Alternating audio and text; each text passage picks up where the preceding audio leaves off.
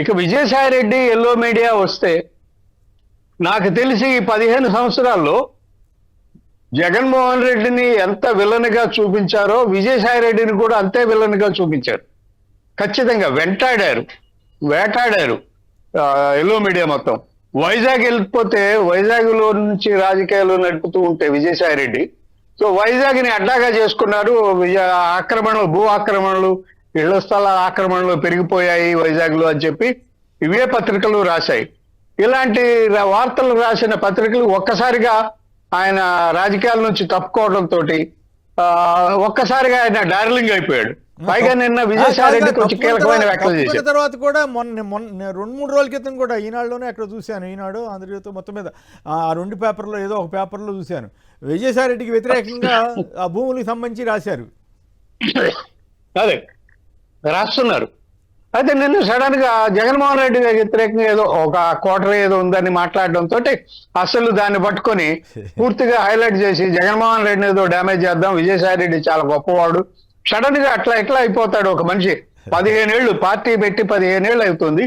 15 ఏళ్లుగా మీరే వెంటాడినటువంటి ఒక వ్యక్తి ఇప్పుడు సడన్ గా మీకు డార్లింగ్ ఎట్లా అయిపోయాడు అనేది ప్రజలు గమనిస్తూ ఉన్నారు, ఖచ్చితంగా చూస్తారు. అప్పుడు ఆయన చెప్పిన అబద్ధాలు అన్నట్టుగా ప్రచారం చేశారు, ఇప్పుడు చెప్పేది నిజాలు అన్నట్లుగా జనం నమ్మాలన్నది అంటే ఒకటండి. ఎవరో నాకు తెలియదు అని అన్నాడు కదా ఆయన విజయసాయి రెడ్డి గారు. ఇప్పుడు ఏదో మాట్లాడితే అది వాస్తవం ఇది వాస్తవం అనేది కూడా ఆలోచించాలి కదా. అదే అంటే ఒకటే వాళ్ళ ఎల్లో మీడియా కానీ తెలుగుదేశం పార్టీకి కానీ ఉండే టార్గెట్ అంటే ఎవరైతే జగన్ ని విమర్శిస్తారో వాళ్ళకి సడన్ గా డార్లింగ్ అయిపోతాడు.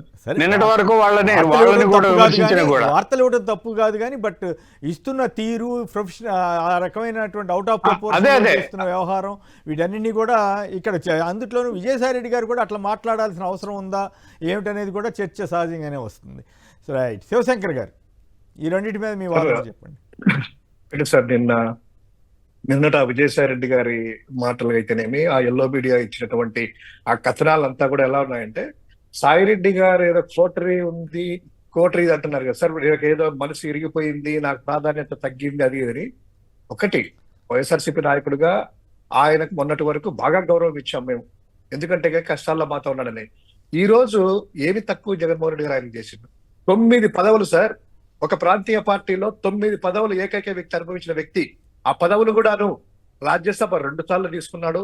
తర్వాత వచ్చేసి రాజ్యసభ ఫ్లోర్ లీడర్ గా, తర్వాత పార్లమెంటరీ పార్టీ నేతగా, తర్వాత కమిటీలు వస్తే వైఎస్ఆర్ కాంగ్రెస్ పార్టీకి 2 సార్లు కేంద్ర మంత్రితో ఆ ఈక్వల్ సమాధానం. మేజర్ కమిటీలు 2 సార్లు కమిటీలకు చైర్మన్ గా, పార్లమెంట్ కమిటీలకి. తర్వాత ఎయిమ్స్ బోర్డు మెంబర్ వస్తే మంగళగిరికి ఎయిమ్స్ బోర్డు మెంబర్ కూడా మిగతా ఎంపీలు కాకుండా ఆయనకే.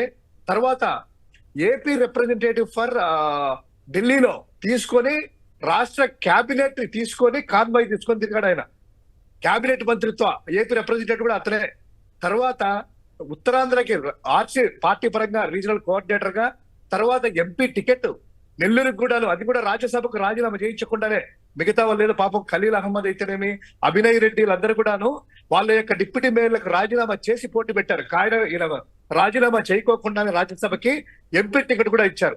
అంటే దాదాపు 9 పదవులు జగన్మోహన్ రెడ్డి గారు ఇచ్చి ఆయనకు గౌరవిస్తే, ఈ రోజు ఆయన మనసులో స్థానం నాకు లేదని నాకు అనిపించింది, అందుకే నేను భక్తిగా ఉన్నాను, ఇప్పుడు నాకు దేవుడికి భక్తి మీద మాట్లాడింది అంటే, ఒకవేళ విజయసాయి రెడ్డి గారు ఈ రోజు వైఎస్ఆర్ కాంగ్రెస్ పార్టీ అధికారంలోకి వచ్చి జగన్మోహన్ రెడ్డి గారు ముఖ్యమంత్రిగా ఉన్నప్పుడు ఇప్పుడు ఉండేవాడా, వెళ్ళిపోయిండేవాడా, స్థానం లేదు కోటరీ అని చెప్పేవాడా?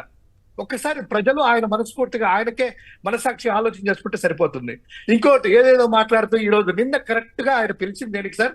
కృష్ణపట్నం సంబంధించినటువంటి పోర్టు వ్యవహారాల్లో కాకినాడ సంబంధించినటువంటి పోర్టు సంబంధించినటువంటి వాటిలో సిఐడి పిలిచింది. ఈడికి ఇంతమంది వెళ్ళొచ్చారు. సిఐడి బయటకు వచ్చిన తర్వాత సిఐడి సమాధానాలు చెప్పుకోకుండా, ఆ కేసు సంబంధించినట్టు కాకుండా ఏదో మద్యం కేసు అంటారు, ఇదంటారు. కాసేపు సుబ్బారెడ్డి గారు, కేవీ రెడ్డి గారు బంధువులు, కేవీ రెడ్డి గారు కానీ సుబ్బారెడ్డి గారు యూఎస్కి వెళ్తే కనుక ఒకటే ప్లాట్ లో ఉంటారు. స్నేహితులు వాళ్ళు ఇద్దరు అంటారు. అంటే స్నేహితులు అయితే మరి కేసు ఎందుకు పెట్టారు ఆయన మీద? వాళ్ళ కుమారుల మీద కేసు పెట్టారు స్నేహితులు అయితే. మీరు చెప్పిన దానికే నేను పొందనలేని సమాధానాలు చెప్పడం నేను ఆక్షేపిస్తున్నాను. తర్వాత కోటరీ ఎవరు జగన్మోహన్ రెడ్డి గారు కల్పించాలంటే కనుక వాళ్ళ కోటరీకి ప్రయోజనం కలపాలంటుంది. ఎక్కడ కోటరీ సార్? మొన్నటి వరకు మీరే కదా ఉంది జగన్మోహన్ రెడ్డి అంతర్గికులుగా. మరి మీరేమైనా కోటరీ మెయింటైన్ చేశారా? మీ మాట జగన్మోహన్ రెడ్డి గారు ఏమైనా నమ్మారా? మీరేమన్నా పక్కన పెట్టారా చాలా మందిని అనేటువంటిది ప్రశ్నలు ఉత్పన్నమవుతాయి.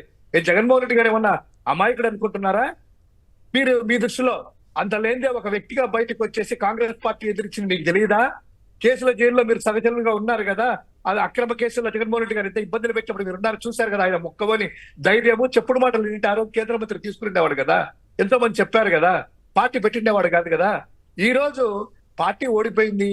నీ యొక్క స్వీయ సంరక్షణ కోసమో, లేకపోతే కనుక నిన్న గ్రాండ్ సక్సెస్ ప్రోగ్రామ్ జరుగుతుంటే దాన్ని డైవర్ట్ చేయమని ఏమన్నా శర్మిలమ్మ ద్వారా మీకు ఒప్పందించారా, లేకపోతే చంద్రబాబు నాయుడు ఒప్పందించారా? దాని ప్రకారం నిన్న చేసేసి ఈ రోజు ఎల్లో మీడియాలో పతాక శీర్షదాయిలో నీ పేరు రావాలి, ఆ ఫీజు పోరు అనేటువంటిది కానీ యువత పోరు పక్క చేయాలనేటువంటి పందాగంలో భాగమా? మీరు ఆత్మపరిశీలన. ప్రజలందరికీ తెలుసు మీ మీద ఏదో రిజైన్ చేసినప్పుడు గౌరవం ఉండేది. ఈ రోజు ఆ గౌరవం కూడా పూర్తిగా పోయింది.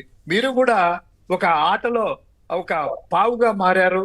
ఆటలో అరటిపండు అవుతారు తప్ప చంద్రబాబు నాయుడు నమ్మి రాజకీయం చేసి ఆయన మాటలు ఉన్నటువంటిది చరిత్రలో బాగుపడిన ఎవరు లేరు.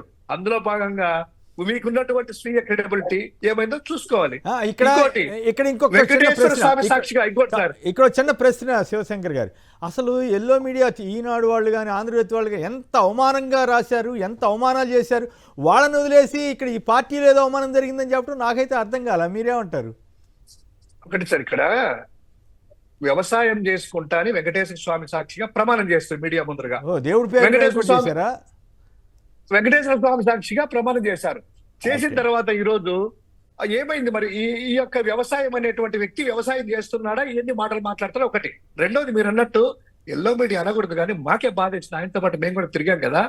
ఏం మాటలు అంటే సార్, వీళ్ళ కూతురు మీద కూడా ఈయనకు కూతురు కూడా పుట్టలేదు అంటే అనకూడదు కానీ అంత వ్యక్తిగతంగా ఈయన వెళ్ళి చేసినా కూడాను ఈ రోజు ఎల్లో మీడియా ప్రేమైంది అదేదో నాకు అర్థం కావట్లేదు. అంటే ఆయన వ్యక్తి, ఆయన గౌరవాన్ని ఆయనే మంటగలుపుకుంటున్నాడు. ఏరే వాళ్ళు ఏం లేదు. ఏదో నేను భయపడను, నేను ఇది చేయను అంటున్నాను. భయపడుకోకుండా ఉండయ్యా, ధైర్యంగా ఉండాలని మేము కోరుకుంటున్నాము. భయపడమని ఎవరు అనలేదు. మీరు ఈ యొక్క కష్టకాలంలో 9 మేజర్ పదవులు అనుభవించి మిగతా ఎంపీలు ఉన్నా కూడా మీకే జగన్మోహన్ రెడ్డి గారు అంత ప్రాధాన్యత ఇచ్చినా కూడా మీరు ఈ రోజు కష్టకాలంలో బయటికి వెళ్ళినారంటే గనక అది చాలదా మీ క్యారెక్టర్ ఎంతో, అది చాలదా మీ క్రెడిబిలిటీ ఎంతో, అది చాలదా మీరు నాయకుల పట్ల విశ్వాసం ఏంటో అనేటువంటిది మేము అడుగుతా ఉన్నాం. నిజంగా ఈ రోజు కూడాను ఆయన ఇటువంటి మాటలు మాట్లాడాల్సినటువంటి అవసరం లేదు. వెళ్ళిపోయారు. వ్యవసాయం చేసుకోండి. మరి ఎక్కడ చేస్తున్నారు చేసుకోండి శుభ్రంగా. వ్యవసాయం సంబంధించి ఆంధ్రప్రదేశ్ లో కూడాను ఉత్పత్తి కూడా తగ్గిపోయింది. ఇక్కడ కూడా వ్యవసాయం చేసేసి ఏదైనా మంచి ధాన్యాగారం పండించాలని కోరుకుంటున్నాం మేము. చంద్రబాబు గారు జగన్ గారి కుటుంబం గురించి ప్రస్తావించడం మీద ఏమంటారు? ఒకటి సార్, అసెంబ్లీలో శాసనసభ సాక్షిగా మీరు వ్యక్తిల ప్రస్తావన ఏంటి, తెచ్చిన సారాంశం ఏంటి, ఏం మాట్లాడుతున్నారో ఒక వ్యక్తి లేనప్పుడు కుటుంబం మీద ఆయన మీద మాట్లాడినప్పుడు మీ 40 ఏళ్ల చరిత్ర కనీసం అంటే అక్కడ శాసనసభ స్పీకర్ అయినా కూడా అబ్జెక్షన్ చెప్పాల్సింది ఉంది పర్సనల్ గా అని చెప్పి.